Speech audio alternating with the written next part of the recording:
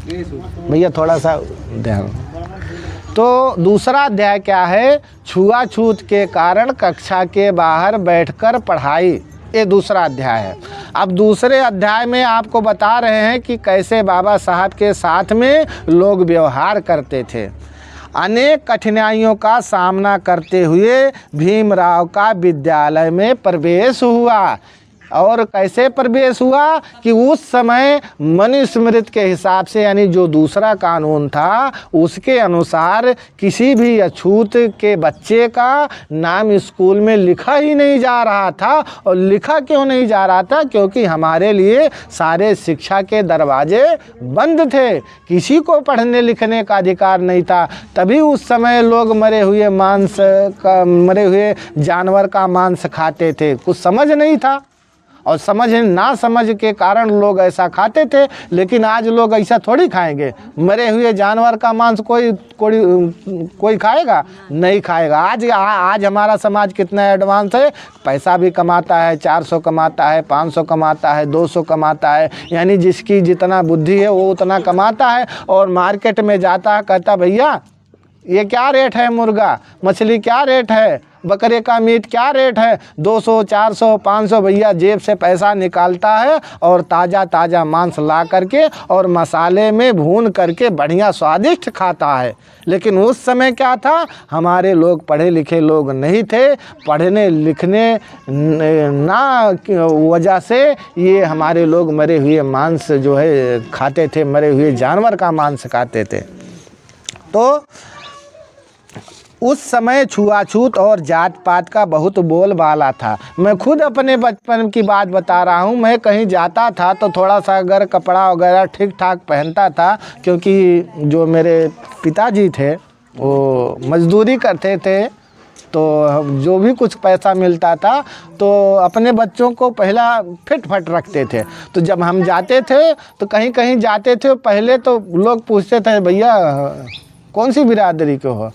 अब तो लोग बहुत कम पूछते हैं, कहीं ज़रूरत पड़ी तो पूछते हैं। लेकिन पहले क्या था, अभी यहीं ज़्यादा नहीं 20-30 साल पहले आप चले जाइए, है ना साहब, लोग पहले जात पूछते थे, भैया कौन बिरादरी है, तो ये जात पूछते थे। तो छुआछूत और जात पात का बहुत बड़ा बोलबाला था। बाबा साहब के समय में बहुत ज़्यादा ये समाज में व्याप्त था। निम्न जाति के लोगों के लिए विद्या और प्रगति के सभी द्वार बंद थे, यानी आप विकास ना कर सके, आप विद्या ना ले पाए, इसके लिए आपके सारे द्वार बंद थे, आप विकास नहीं कर सकते थे, आपके लिए कोई कानून नहीं था। रामजी राव ने बहुत भाग दौड़ करके कई अधिकारियों से संपर्क साध करके भीमराव को पाठशाला में तो प्रवेश तो दिला दिया, किंतु उनके साथ स्कूल में होने वाले भेदभाव को वह ना रोक सके। ऐसे नाम नहीं लिखा गया। बाबा साहब अम्बेडकर के पिताजी और दादाजी दोनों मतलब फौज में थे, और इन लोगों देखिए एक फौजी का बच्चा नाम नहीं लिखा जा रहा था। लेकिन उस समय अंग्रेज़ों की हुकूमत थी, अंग्रेज़ों के पास जा करके विनती कर करके और तमाम सोर्स सिफारिश लगा करके बड़ी मुश्किल से बाबा साहब अम्बेडकर का नाम लिखा गया। उन्हें उस समय कमरे में बैठने की अनुमति नहीं थी, यानी नाम तो लिखा गया लेकिन शर्त रखा गया कि इसका नाम तो लिख रहे हैं मगर इसको कमरे के अंदर में बैठने की इजाज़त नहीं है। लेकिन आज के समय में क्या है, वही बालक संविधान बना दिया, वही बालक उसी समाज के बच्चे आज पढ़ने लिखने के लिए, हाँ, जो पढ़ने लिखने का अधिकार मिला है, लेकिन उसका हमारा समाज प्रयोग नहीं करता। आज हमारे घर में लाइट आ गई, बिजली आ गया है, लोग लालटेन जला करके पढ़ते थे, आज हमारे घर में बिजली है और पढ़ने लिखने का अधिकार है, मगर हमारे बच्चे पढ़ने लिखने में उनका मन नहीं लगता। क्यों नहीं लगता है, अभी आपको बताएं, क्योंकि अभी शादी हो रही ना, तो महिलाएं क्या जाती हैं, तलवा दुआर जाती हैं। इनका डिग्री कॉलेज कहाँ है, इनका डिग्री कॉलेज वहाँ है, विश्वविद्यालय आपका वहाँ है तलवा द्वार, और आप अपना तो सत्यानाश करवे करा थी, अपने साथे छोट छोट के धारों को लेके जा थी। अब वहाँ तो मैंने तो देखा है बड़ा भद्दा भद्दा ये लोग गाली गुप्ता से काम करते हैं। अब जो छोटे छोटे बच्चे रहते हैं, जो बच्चियाँ रहती हैं, तो वो बच्चियाँ क्या सीखती हैं, अरे हमारे मम्मी, हमारे बुआ, हमारे काकी, हमारे मौसी ऐसे ऐसे। तो महिलाओं का जो डिग्री कॉलेज है, तो जैसे आप लोग डिग्री कॉलेज खोलेंगे वैसे तो बच्चे पैदा होंगे। इसीलिए तो हमारे बच्चों का मन नहीं लगता पढ़ैया में। अगर हमारे बच्चों का, सुनिए जय मूल्यवासी साहब, जय मूल्य, अगर हमारे लोगों का, सुनिए अभी आप लोग बतियाइएगा, आप सारा देना। अभी जो हम लोग, हमारे बच्चे क्यों नहीं पढ़ पाते हैं, हम ही लोग जिम्मेदार हैं, कोई ऊपर वाला थोड़ी है, हम ही लोग जिम्मेदार हैं। हम लोग सही तरीके से अपने बच्चों को ढाल नहीं पाते हैं। और अभी देख लीजिए ये है ना डीजे मशीन लगा है। अभी डीजे मशीन में अभी जब आप, हमारा समाज गाना सुनता है तो अश्लील भरे गाने सुनता है। अभी एक भोजपुरी गाना निकला है, क्या है वो, अरे तमाम ऐसे गाने हैं, अश्लील गाने हैं। अश्लील गानों को हमारा समाज पसंद करता है। क्यों? क्योंकि ये हमारे समाज के द्वारा ये गाने नहीं ये तैयार किए जाते। भले हमारे समाज के लोग गाने वाले हैं, बजाने वाले हैं, लेकिन उसको चलाने वाले यानी उसको जनता में लागू करने वाले लोग मनवादी लोग होते हैं। मनवादी लोग हमको जहर हमारे कान में डाल रहे हैं, वही हमारे बच्चे उसको फॉलो कर रहे हैं, उसको स्वीकार कर रहे हैं। इसलिए पढ़ाई लिखाई में मन नहीं लग रहा है। इसलिए हमारा समाज, अभी बता रहे हैं स्कूल बंद होने जा रहे हैं, कई हजार स्कूल बंद होने जा रहे हैं, समाज को पता ही नहीं है।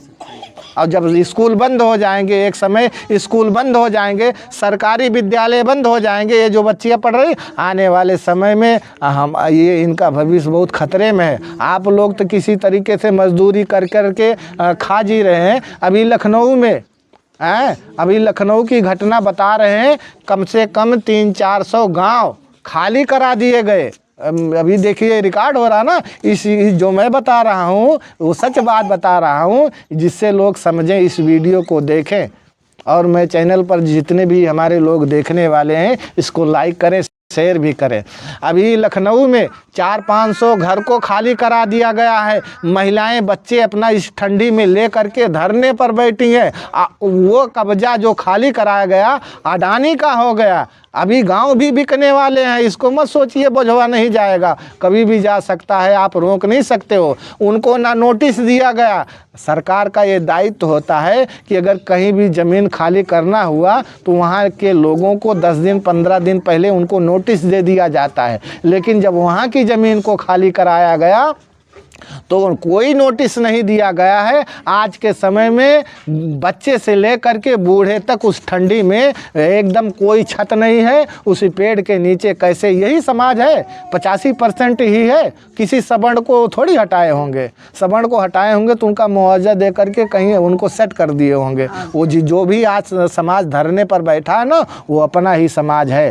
तो आज हमारे लोग कहाँ से कहाँ जा रहे हैं। तो इस पर अगर हम लोग नहीं सोचेंगे तो आने वाला समय बहुत ख़राब होने वाला जा रहा है। अभी आपको बताएं, यूट्यूब पर सुनिए, अगर हमारा समाज गाना सुनता है, ठीक है, गाना सुनना अच्छी बात है, सुनिए, लेकिन अब तो यूट्यूब का ज़माना है, गूगल का ज़माना है। गूगल पर अपने बहुजन समाज के अच्छे गाने हैं। अच्छे गानों को आप बच्चों को सुनाइए, बढ़िया सा वो भी है। उस गाने में थोड़ा ऊर्जा मिलती है, थोड़ा एनर्जी भी मिलती है, थोड़ा समझदारी भी मिलती है। और अगर ऐसे गाने सुनेंगे, उन लोगों के द्वारा जो चलाए हुए गाने हैं, वो गाने अगर आप लोग अपने बच्चों को सुनाएंगे तो आपका बच्चा पढ़ने लिखने में मन नहीं लगेगा।